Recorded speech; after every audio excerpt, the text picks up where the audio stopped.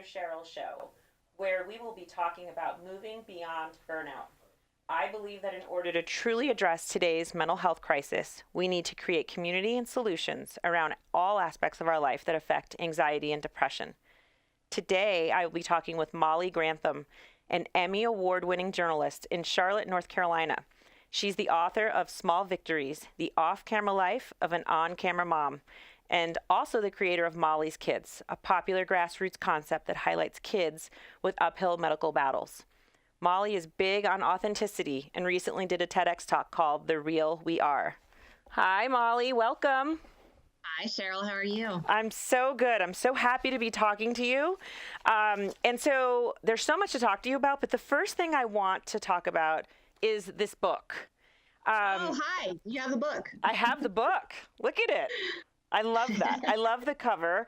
And I love actually everything about it. But so for people who haven't read it, can you start with what inspired you to write it? Yes, I didn't know I was writing the book as I was writing it. I was on maternity leave with my second child, and I missed me. I work a lot. I love my job. I love my kids. I love my family, but I really love my career as well. And not being at work was a huge adjustment. With one kid, I could sort of still be me and deal with one baby, but with a 3.5-year-old and a 6-day-old or 7-day-old, it was impossible. And so I wrote on Facebook, I think it was 6 days old. I was just crawling out of my own mind, and I wrote on Facebook one day, small victory, I showered today. And I put it out there and then went to go do whatever child was screaming and take care of whatever needed to be taken care of. And that's all I did that day. I showered. And I thought that was a victory. And I put it out there for no reason, I guess, really. And people responded. People got it, and then week 2, I wrote something else. And then week 3, I wrote something else. And I did it all through maternity leave. And I went back to work, and I couldn't do it weekly, but it started being like month 4, month 5, month 6, these stories that were easy to digest, but were Facebook oriented. And then by the time I got to month 30, I was like, I think I might have a book, because the community really responded and people told me their own stories. And it was just saving myself, really, by having this community of people to say, you're not crazy. You're not crazy to miss yourself, because no one ever says that. No one ever says they miss them. No one ever says, like, I love working sometimes more than I like my kids. Yes, I was going to say, that's what it's... Sometimes I do. I love my kids, and they're really happy and well-adjusted. And if they weren't, I'd probably reassess it. Like, it's working, and I'm a better mom because I work, and no one was telling me that. So it ended up becoming a book without even trying it.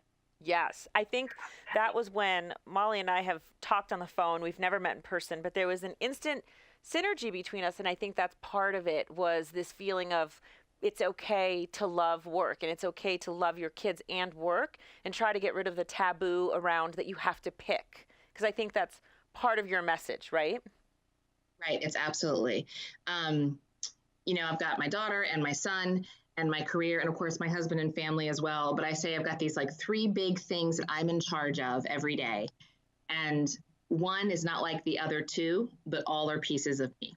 Mm-hmm. And I just live that way, and they live that way, and we're all okay. Yeah. And do you feel like you are back?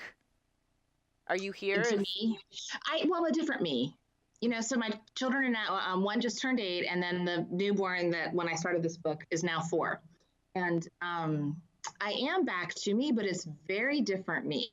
I'm a reporter, and I'm a journalist, and I'm like a dog on a bone when it comes to a story. And I've, helped change state law with things, and been embedded in gang units, and done all this really cool, wonderful stuff that makes me tick inside. But it's a different version of me now that's still a journalist, but also a mom, and also an author, and also getting to meet people like yourself and having cool conversations about different things than just news. And I like that. Yeah. So a different you. And how often do you think we evolve, let's say just as women, in terms of the path of our lives? What are you finding is happening with a 4 and an 8-year-old, and where you are in your career? Because you're not new in your career any longer. No, I'm not new in the career. It's a nice way of saying I'm getting old. I don't know. I don't know if there's like a number of how many times you evolve. I think you just have to be open to evolving, right? Like, you've evolved tons over your stuff, and you're not open to it, then you become stagnant. And evolution is part of sustainability. And to be out there and be sustained, you have to be willing to change. Yeah, I love the way you just said that. What surprised you most about that online support that helped you realize, oh, these Facebook posts I think, or a book?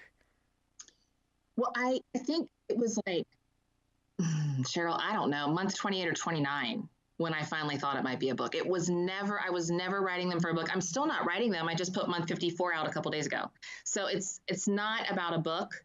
It never was about a book. The book thing came, I've always wanted to be an author. I've never thought I'd write about parenting. I have to write a brilliant fiction novel one day, never parenting.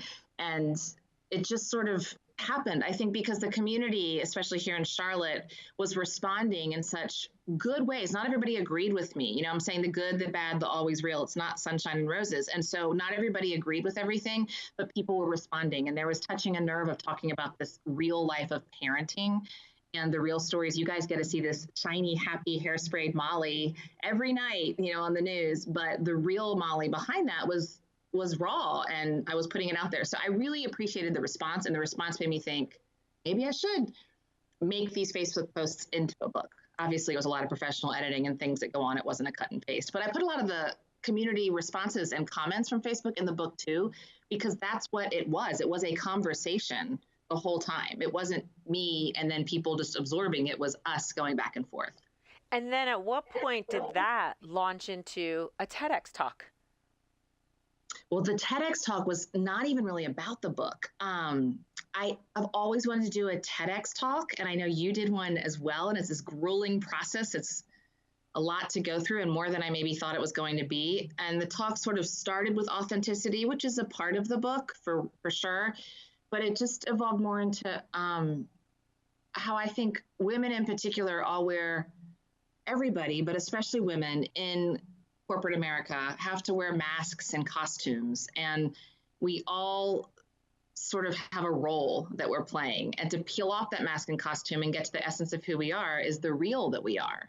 And being real is a hard thing to do for a lot of women in a lot of jobs, like quintessentially for a news anchor. I mean, I get asked about my lipstick color every darn day, and that's the least of what I'm worried about. So I think that there's a lot of realness in the TED Talk and the book, but I look at them as separate things. Interesting, because I think that your message is so much about, though, being authentic, sharing with people who you really are, and I feel like you are shedding light to, like, look past my lipstick color. There's more here that I'd rather you see than what I'm wearing or what my makeup looks like. Right. Thank you. Thank you for saying that, because I do think that I'll put myself out there with no makeup and jeans and ratty t-shirts and kids crawling all over me and messy ponytails and on a weekend night, not showered for 2 days. I mean, whatever, because I don't care about that. I really don't. But the job sort of dictates I have to. I certainly couldn't go on air looking like that. And I understand why the job dictates that. People don't take a messy woman seriously. Society's not ready for all of that. But peeling back into the real that we are, I think, is very, very important. And I give a lot of talks in Charlotte and talk to a lot of groups, and been really lucky to talk to some really wickedly smart, awesome women and female powered groups. And everyone you're talking to, like, gets it, because you can't just roll into work in jeans or yoga pants. I mean, you just can't. And you have to wear concealer. I mean, you have to wear concealer to actually conceal parts of yourself, to even have a seat at the table sometimes to say something in the meeting, right? Right. But, like, men aren't doing all that. Right. So where do you think we need to go? Do we need eventually to get to the point where journalists don't have to have their mask on? Like, where do we need to go to move things, in your opinion? No, I don't think it's just journalists either. It's more the concept of we all have these roles that we're playing. And I do think men have to play them as well. I just think women have a much higher standard that's pretty non-debatable. I think we need to realize that everybody has faults. Faults are what make us different and unique and special. No one's perfect, but faults are what make us interesting. And I think we need to check ourselves. Men need to help us check ourselves, but we need to stop judging people. Try really hard. Like, if you watch the news tonight, whatever channel, I don't care about any of the networks or channels or local or whatever, before you start critiquing that woman's hair or her outfit, or say, like, she doesn't look good, think that's just a woman at her job.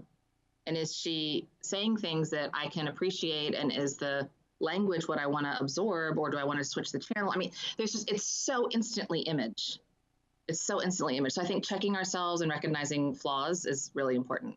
So I almost want to restate that because I think that's such an important point. So the tendency that we have, I get asked a lot about women's tendencies toward bashing each other, bringing each other down. 2 weeks ago, I was doing an all women's conference, and somebody asked the question, like, how do you deal with women who are inevitably trying to drag you down and make sure you don't get promoted and they're not lifting you? And although I don't feel like I've had either, I haven't really had that experience, or I've somehow just chosen to be in denial about them. I'm not sure which it is, but I know that it happens all around me and I get asked about it a lot. But I love what you just said. The second we feel that judgment coming, the second we think even to ourselves, like, oh, what is she wearing today? What'd she do to her hair? She needs to get her roots done. Whatever it is we think, we have to check ourselves and say, like, either this is my friend, or this is this intelligent woman, or this person is super funny, or whatever it is. Like, we have to start within ourselves. That's what I mean by taking off the mask and not worrying as much about the costume. You know, we're all trying to encompass these roles, and the TED Talk could have been the roles we play, but that's so overused. And the flip side of that, and what I'm really trying to say, is the real we are. And so that's where the headline for the TEDx Talk came from, is the real we are, because it isn't. I mean, I think we all play roles, all of us, men and women, but in particular, women feel this need to just hit a certain level before they can even be accepted into the room or have conversation or be smart enough to talk. I'm going into an editorial meeting right after our Skype conversation. I'm heading to work. I work late, 2 to midnight. And so at 3 o'clock, I run this meeting every day. And, you know, I'll have TV clothes on because I'll anchor at the 4 or 5 or 5:30 or 6 or whatever the shows are that day. We always switch up, and then I do the 11 o'clock. But, you know, in the meeting, I've never worn makeup. I'll have a high ponytail or a pencil stuck in my hair. And I'm fine with that because I've usually come from school or done something with kids or whatever it needs to be done. And so I feel some sense of small pride in that the other people in that meeting, and especially a lot of the younger women who are in their early 20s and this is only their second job, are coming in now not worried about having on fake lashes and perfect makeup. And instead, they're giving really good story tips. And to me, it just speaks volumes, because if I'm up there at the front of it with a pen in my hair and looking, you know, half homeless, except that I'm dressed nicely, but it's like you're hearing Molly and we're having smart discussions. No one in Charlotte's seeing that. It's a behind the scenes thing, but it feels really good, because I think that's the first step. They feel comfortable to come in without makeup, and they won't go on air that way, but we're having really smart discussions. No one's late because they're putting on mascara. I love that. You know, I will say there's certain times where I somewhat strategically, but then also naturally do the same thing. I'll go to meetings with no makeup on, or this morning I had sessions and I was like, okay, I have time for either hair or makeup, and I don't have time for both. So I usually will choose my hair can look decent, but no makeup. And there's something that I think, I have no validation of this, but I feel like when I'm meeting with other just women and they see me with no makeup on, there's a little like it's like, yes, you feel good. Yes. Like, oh my gosh, Yes. I love her that she didn't have, Yes. or sometimes if someone gives me a compliment, I might say something, and I'm going to stop doing this, but I might say something like, oh, that's so nice of you. I always feel like I look tired without my concealer on, right? And so I'll say something like that. And, you know, they'll say to me, oh, you know, oh, that's ridiculous. You still look, you know, beautiful or lovely. And I just think, yeah, look what I just did to myself. When I make little comments like that, I make it seem like, oh, this is a priority to me, or maybe the next time you should be self-conscious. So that's where I'm checking myself, is I'm trying to accept the compliment. And even though I might feel like, I mean, that's how I usually feel. I just look really tired without makeup on, but I'm trying to just really not give that message, particularly to other women or young women or even girls, you know, that I've got to like look a certain way. I agree. I love what you just said. And I think that I had about checking yourself can apply to checking yourself and judging other people, and checking yourself when you're being so self-deprecating to your own body, because it's not necessary. You know, enough people are going to judge. And I don't think society's ready for us to have masks off all the time. I said that in the TEDx talk and people laughed. But I think any of us want to roll out of bed and go straight to our job. You know, we don't need Cheerios on our shirt. Like, that's not what we're trying to go for. But just this level of high expectation, like we just need to be normal. Just be real. Just be normal, be real. And everybody likes to get dressed up. I think it's great sometimes to be dressed up and fancy. And I go to these great guys. Oh, that's all wonderful. But like on a daily, constant basis, just to be able to communicate and talk to you and share ideas, I need to have this whole mask and costume. Not interested. Yeah. And I have to for my job. So I understand that it's a funny thing for some people to hear me say that, or maybe even hypocritical, but I can tell you I'm not being a hypocrite. It's required for my job, but I believe in much more normal. But you're also being a spokesperson for saying, like, I'm doing what's required of this job, but outside of here, this is the real, I mean, in here, this is the real journalist me with the face on. And outside of here, here's Right. the real me. And then I don't need the face. So I think you Right. are doing it a service. I Um, will. Thank yes, of course. So one of the things that you talk about in your book, you talk about your mom. you. And I know that she has passed, right? And I know that you have become sort of, I think, a spokesperson almost, or a leader in your community around breast cancer awareness. Mm-hmm. And you've also got Molly's kids. Talk about how, A, you're able to fit that in. How do you make the time for that? And where the inspiration is for you and where you see that going, or where do you want it to go? So they're two separate things again in my head. So breast cancer, my mom died of breast cancer. My dad actually died of colon cancer.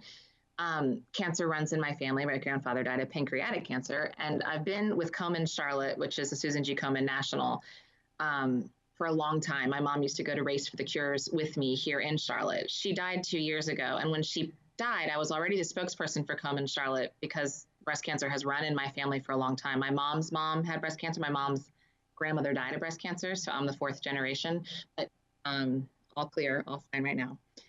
So it's just been a very natural thing to want to be at the forefront of that. I've done a lot of research with them. I understand what the goal is. There's some big, bold goals to try and reduce the number of deaths by breast cancer by 50% within 10 years. And that goal was made 3 years ago. So there's like really specific, tangible things that I like about that organization. And in Charlotte, we have a 20,000 person race in October every year. And I love being up there with that. It's just an incredible thing. And my daughter's been a part of it, and she's been a part of it with Grammy, my mom, and now without Grammy there.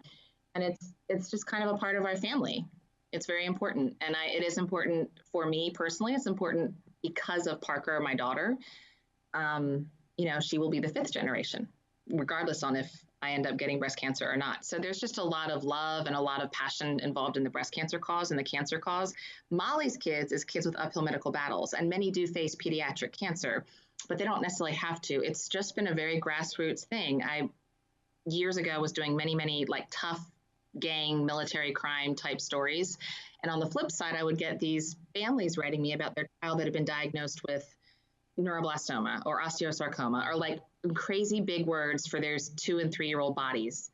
And I started following their families and doing some TV stories. And then Facebook got big, and I started really enjoying Facebook and started writing about more and more kids as their parents would write me asking me to write about them. I'm not out searching for sick kids, and just lifting them up. I mean, it's a niche. It's like these families go through so much, and no one's paying that much attention to them, but yet they're like going to the hospital 3 times a week, or the other siblings getting left out, or a family member has to lose their job because they need to be there with chemo treatments. Like, it's just so many things, and just writing about it. I don't collect money, not a foundation, but I do network families together. And it's really grown so much that you could have a rare illness in a county near Charlotte, and I write about it, and 4 counties over, a family will pipe up and say, oh my gosh, my 8-year-old has that same thing. And then I connect them. Wow. It's that easy. Or like someone needs a specialized wheelchair, and another family has a child that just passed that had that wheelchair, and they want to give it to a family that could use it. So there's $10,000 in a wheelchair, boom, transferred over to a different place. And it's just been really, one time we found a boy a kidney and saved his life. Wow. I mean, it's crazy. He was one of our Molly's kids, and he needed a kidney, and no one in his county had the right match. His family didn't have the right match. His guidance counselor reached out to me from his high school, and lo and behold, I wrote about him, and a father of 4 in Louisiana saw the post and came to Charlotte and gave him a kidney and saved his life. That's amazing. And you should feel great about it. I will say that, one of the things that I'm passionate about talking about are women's health kind of issues and stress and burnout in particular. And what I just got from what you said was one of the tips that I talk about in terms of helping burnout. Getting beyond burnout is creating community. So if you have a community, great, stay connected. But what you're talking about is you created a community. It was almost by accident, but that's essentially what you've done. And I find that to be one of the key factors to regulating our stress, and preventing burnout or getting out of burnout. If you had to say one small victory that you've gotten, because some of the things you talk about probably feel really big, and if someone's listening to that, they go, oh, but I don't have the same abilities or same connections as you have. What could I do? So what would you say to end today? You would say would be a small victory that you imagine anybody could do to engage in their community or help their own lives or kids. I love that question, because the last thing I ever would want to give off is, oh, well, because you have connections, you can do this. That's not it. I mean, the book titled Small Victories happened because I put a post on Facebook because I thought I was going to crawl to my mind. And I said, I showered today, small victory. And other people, strangers, responded. So it never was I was never writing that with like some strategy or thinking that I was some great writer. It's so far from the truth. There was just a moving world outside and I felt trapped. And so just reaching out ended up turning into something beautiful. And the families that reached out to me about their own kids for Molly's kids turned into something beautiful. And my mom's death has been really difficult, and cancer in my family has been really difficult, but we're trying to turn it into something beautiful in really small ways. And I think just being open to it, and it sounds so like lofty and cheesy, be open and, reach out, but it really is that simple, because you don't know what's going to happen unless you let yourself be open to what might happen, So, yeah. I mean, it was a big thing to put pictures out like I showered today, small victory. I'm used to like running meetings and doing all this cool big stuff and having editorial decisions and being on TV, looking a certain way every night. And it was like, oh my God, I'm going to die. I only showered today. That's all I did. And everybody sort of lifted me up. And so I think that if you're open to being vulnerable, that you just got to see what happens. I love that. Thanks so much for coming on. You are doing such great things and are a great inspiration. And I appreciate you taking the time. You are too, Sheryl. Thank you. Thank you.